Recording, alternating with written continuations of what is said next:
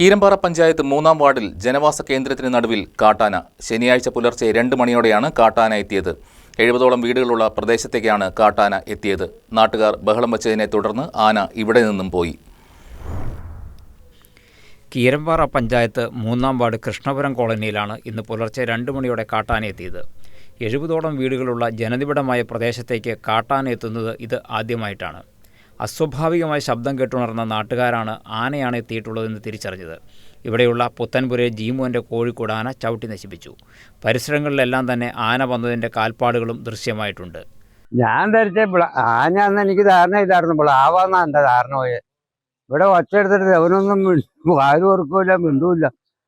അപ്പം ഞാൻ ഇവിടെ കിടന്ന് ഒച്ചെടുത്തപ്പോൾ എങ്ങനെ ഇരുന്നപ്പോൾ ദേ കോഴിക്കോട്ടിൻ്റെ ഇവിടെ എങ്ങനെ ഇരുന്ന പൊട്ടപ്പൊട്ടാന്ന് ഒച്ചെട്ടു. ഇന്നലെ ആന വന്നപ്പോഴാണ് ഞങ്ങൾ അറിയണേ. ഇതിന് ഈ വീടിൻ്റെ പുറകെ വന്നപ്പം പട്ടി ഇങ്ങനെ നിലവിളിച്ചപ്പോഴാണ് കേൾക്കണത്. പിന്നെ ഇങ്ങനെ ആന പട്ടിക്കൂടെ കൊത്തി പൊളിച്ചിട്ടു. പാട്ടനങ്ങനെ ശബ്ദവും പിന്നെ ഒരു കരച്ചിലും കേട്ടായിരുന്നു.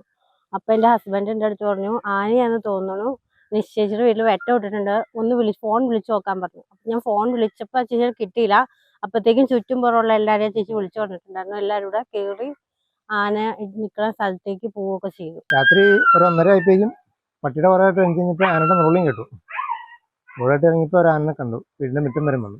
പിന്നെ തിരിച്ച് ആൾക്കാർ ഒറ്റ എടുത്തു കഴിഞ്ഞപ്പോൾ ഇറങ്ങിപ്പോയി. കീരമ്പാറ പഞ്ചായത്തിലെ ഏറ്റവും ജനനിബിഡമായ പ്രദേശമാണിത്. മ്ലാവ് ഉൾപ്പെടെയുള്ള കാട്ടുമൃഗങ്ങൾ ഇവിടെ എത്താറുണ്ടായിരുന്നുവെങ്കിലും ആദ്യമായാണ് കാട്ടാന ഇത്രയും ജനങ്ങൾ തിങ്ങിപ്പാർക്കുന്ന മേഖലയിലേക്ക് എത്തുന്നത്. പുന്നേക്കാട് ടൗണിൽ നിന്നും 50 മീറ്റർ മാറിയാണ് സംഭവം. ഇത് നാട്ടുകാരെ ഏറെ ഭീതിയിലാഴ്ത്തിയിട്ടുണ്ട്. കാട്ടാന ശല്യത്തിന് പരിഹാരം കാണാൻ പഞ്ചായത്ത് വിവിധ വകുപ്പുകളുടെ യോഗം വിളിച്ചു ചേർക്കാൻ തീരുമാനിച്ചിരുന്നു. യോഗം തീരുമാനിച്ച ദിവസത്തിൽ തന്നെയാണ് കാട്ടാന എത്തിയത്. സംഭവത്തിൽ ശക്തമായ പ്രതിഷേധമാണ് വിവിധ സംഘടനാ നേതൃത്വങ്ങളിൽ നിന്നും ഉയർന്നു വന്നിട്ടുള്ളത്. ഒരു കോഴിക്കോട് തള്ളിമറിച്ചത്, വാഴ തള്ളിമറിച്ചത്, ഇതെല്ലാം കാണാനിടയായിട്ടുണ്ട്. ഏതായാലും ഇവിടെ മനുഷ്യന് ജീവനും സ്വത്തിനും സംരക്ഷണം കൊടുക്കേണ്ട അധികാരികൾ അത്തരത്തിലൊരു നിലപാട് സ്വീകരിക്കുന്നില്ല എന്നുള്ളതുകൊണ്ട് ഇവിടെ പേടിച്ചിട്ട് ജീവിക്കാൻ കഴിയാത്ത സാഹചര്യമുണ്ട്.